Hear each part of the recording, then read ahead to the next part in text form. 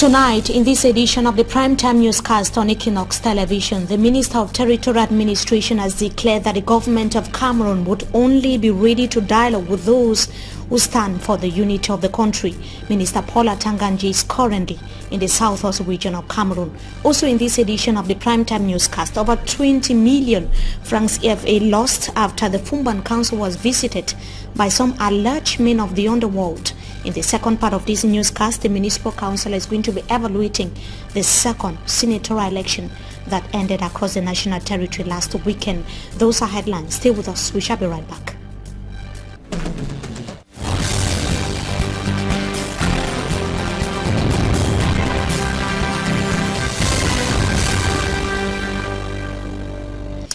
Good evening to you, ladies and gentlemen. We thank you so much for joining us in this edition of the primetime newscast on Equinox Television. Was he an armed robber or one of the pro-independence fighters in Anglophone Cameroon? It is still unclear, but administrative authorities have already concluded that the man who was shot dead at the residence of the Meme SDO was after the life of the senior divisional officer. They have equally indicated that he was a secessionist, as Smart Jikankebro tells us in the following report. It was an uneasy atmosphere that engulfed the entrance to Ntu Ndong Chamberlain, senior divisional officer from Meme Division's residence, early Monday morning. An intruder has been neutralized by the military as he attempted getting into the SDO's compound at about 1 a.m. Monday. According to sources, the intruder, who was having a knife on him, was an alleged separatist fighter who was sent by his colleagues to feel a taste of the area before they could launch an attack. Unfortunately, little did this intruder knew that the military was spotted around the area, as the SDO remained stunned that he could have been dead if not for the military. For a while now, the Anglophone crisis that has eaten deep has caused several untold damages, with burnings, killings and kidnapping being the talk of the day. And the Minister of Territorial Administration has spelled out conditions for the much talked about dialogue in the two Anglophone regions of Cameroon. And with regards to the Anglophone crisis, he told the population of Boya today that the government would only be ready to dialogue with those who seek the oneness or unity of Cameroon. As Paul Atanganji continued his regional tour this Tuesday, he said that the Anglophone crisis can still be addressed without burning, looting, raping and destroying. The same minister, it should be noted, had told Cameroonians more than 1 year ago that there is no Anglophone problem. After meeting with the governor and local administrative authorities to evaluate the state of affairs in the entire southwest region, he congratulated the administrators for professionally maintaining calm in the entire region. The minister will be visiting other localities in the southwest region of Cameroon in the coming hours as we speak. He is in Kumba in Meme Division, southwest region of Cameroon. We of course will be keeping you updated with our reporters that are currently with the minister in Meme Division, southwest region of Cameroon. Now, the Constitutional Council has until tomorrow to receive the various petitions from the grumbling candidates and parties who took part in the senatorial election across the national territory last weekend. The Electoral Code states that petitions should be forwarded to the Constitutional Council latest 72 hours after the close of the polls. Members of the Vote Counting Commission were installed today in the nation's capital, Yaoundé. There were 21 of them. The president of the Constitutional Council, Clement Atangana, told them to be fair and objective. The first task ahead of them is the senatorial election results that they are expected to compile from the 10 regions across the country and forward to the Constitutional Council. The council has less than 2 weeks to proclaim the results of the second senatorial election in the country. We now take you to Fumba, known division of the west region of Cameroon, to talk about stamps worth some 20 million francs CFA and more than 2 million in cash that have been stolen from the Fumban Council by some yet to be identified suspected men of the underworld. The suspects stormed the council that was at night and almost killed the guard who attempted to stop them. Details with EQUINOXE. Calm and steam are yet to reign at the Fumban Council in the West region after armed robbers invaded the premises recently at night. The men of the underworld battered the doors of various offices to harvest what they did not sow. Offices were ransacked for money, but an attempt by the night watchman to bury information in his stomach left him with a broken head and nose.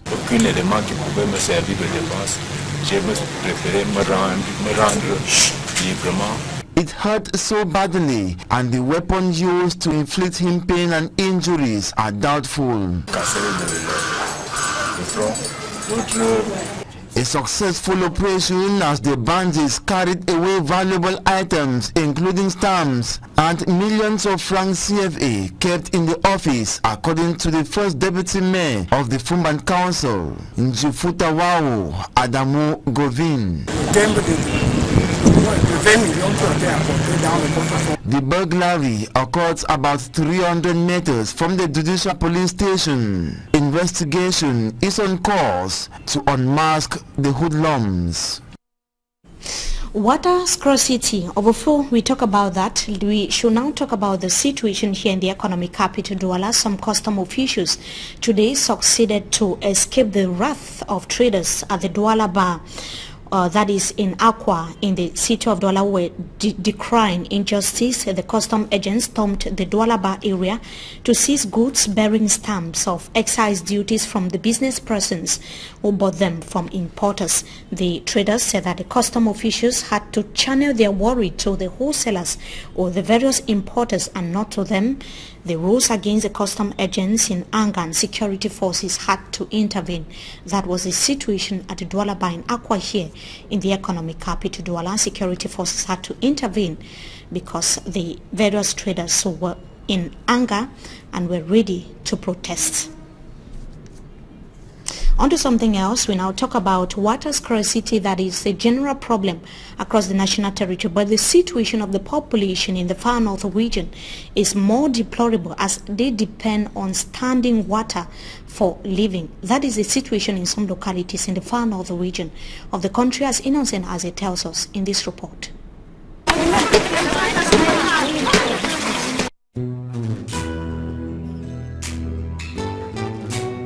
Zamai, a locality in Mokolo subdivision, Mayo Tanaga division of the far north region. It is a bright day and inhabitants who seem abandoned scramble over water.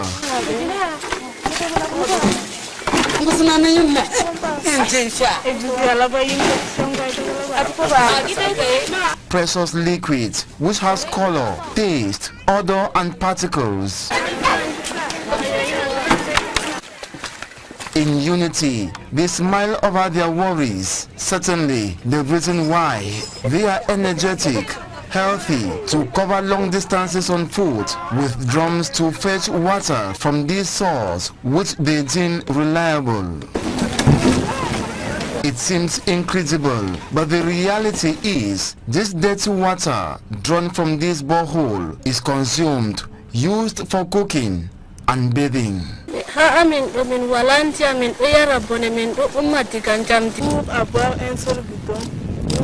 She is a student and usually goes late to school because she has to climb and descend mountains to fetch water.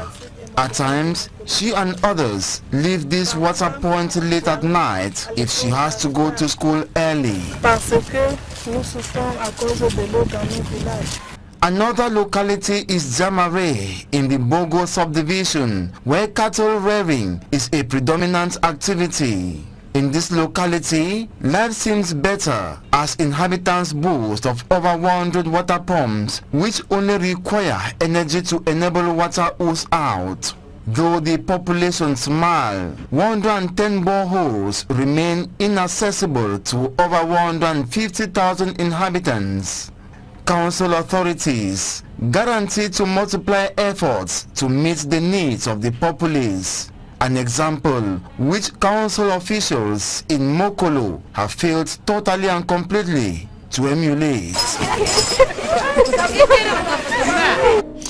Craftsmen are facing tough times, especially those here in the economic capital Douala. They lack funds and they are equally not receiving subventions or support from the government of Cameroon. But for the head of state to have valorized the sector in China during his visit or state visit to the country was an embarrassment to some actors here in the economic capital Douala, who spoke to our reporter Emerencia Konlak.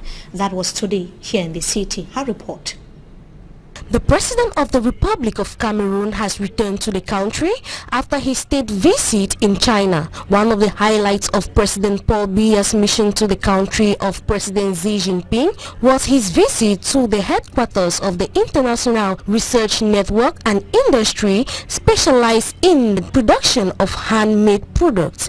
This gesture by the head of state has been described as an embarrassment by actors of the craft industry in Cameroon.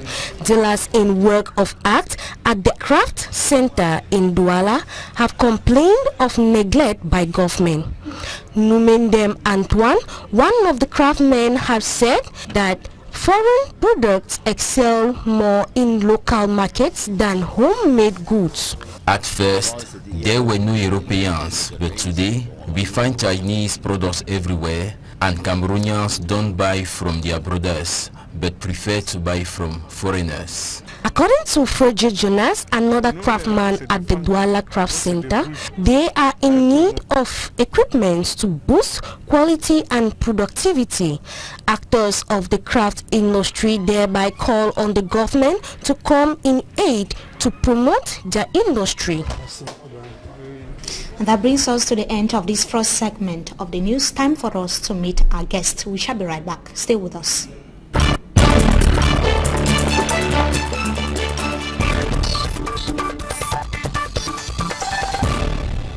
We are privileged to be joined tonight by one of the councillors, SDF councillors here in the economic capital Douala, who took part in the just ended senatorial election in Cameroon, Mr. Celestin Jamin of the Social Democratic Front. Good evening. Thank you so much for joining us once again tonight on Talking Point. Good evening, good evening for all your telespectators. It's a great pleasure for me to be invited once more again on this program, and thank you very much. The pleasure is ours as well. You are one of the councillors here in the economic capital Douala. You took part in the election that took place on Sunday across the national territory.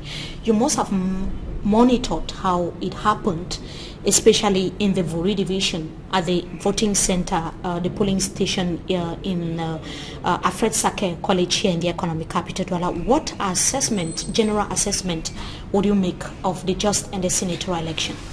I think on the level of security, I think I can say that I has a good surprise to notice an improvement in terms of logistic and organization this year for this senatorial election.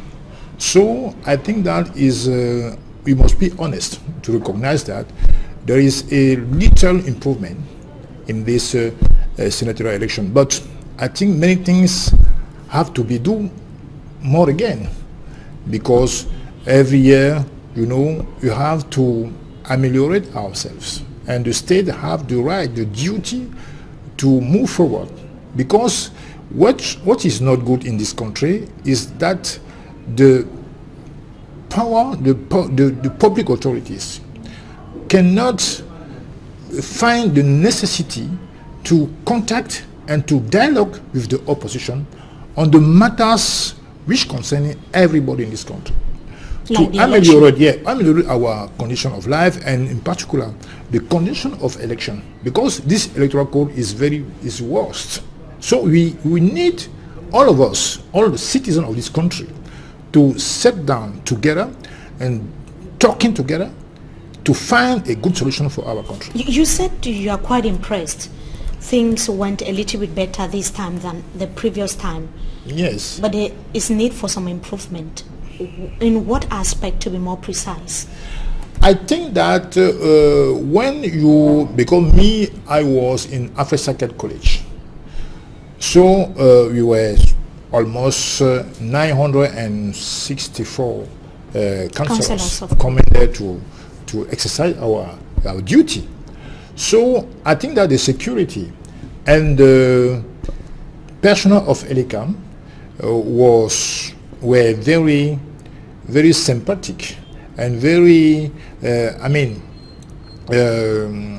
very open to our critics, and they were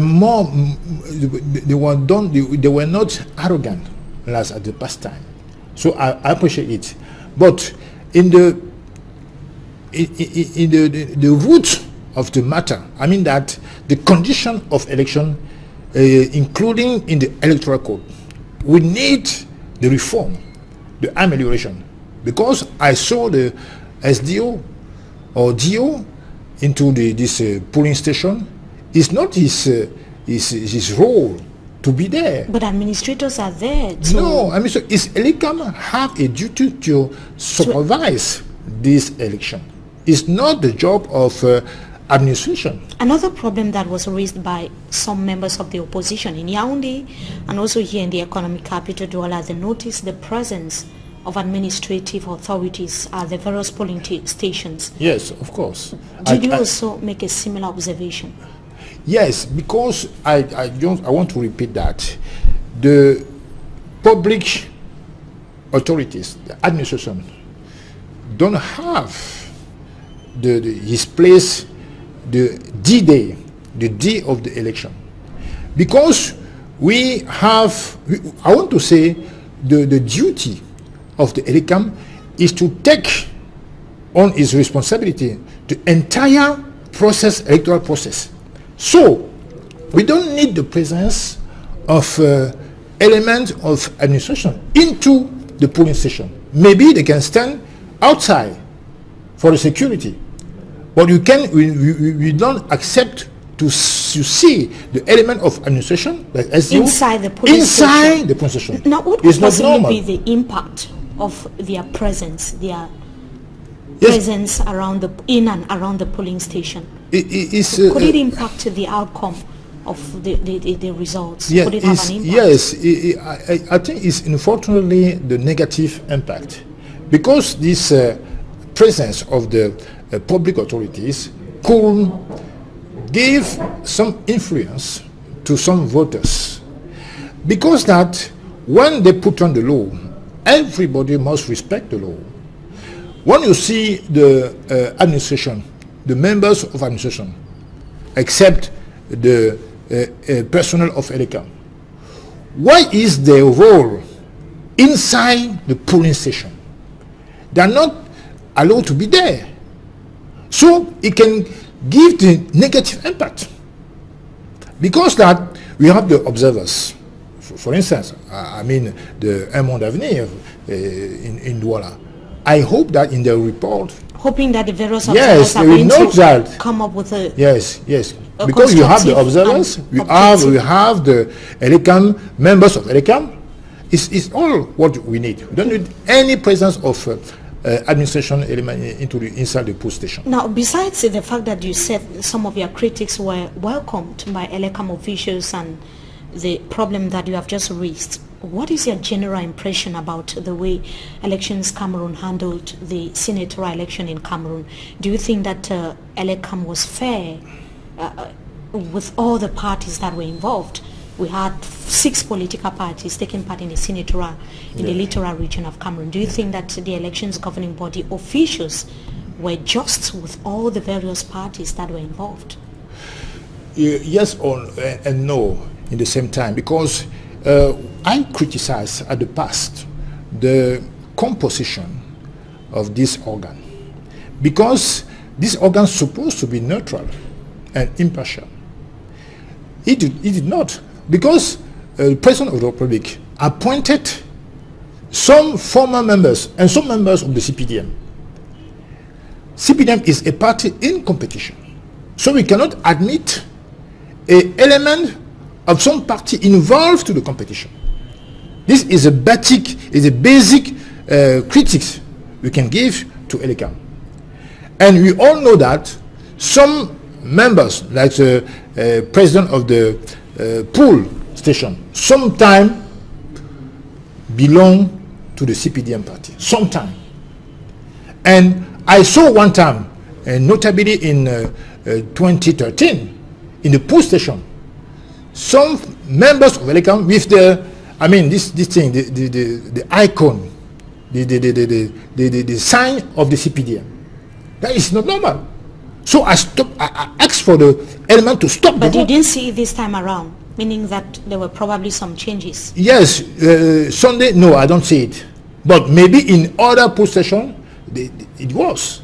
So to you, these are some of the issues, some of the hitches that plagued the senatorial election. But the Minister of Territorial Administration said that everything went on smoothly, including the two Anglophone regions of Cameroon. What do you have to say about that? Yes, but you know that you can notice that in Bangam and Bangam in the southwest, I think, and the Jaji, there was some problem because even in the northwest region, even in some councillors of Lebialem went by helicopter to Chang to vote, and even in northwest we saw some camera inside the polling station.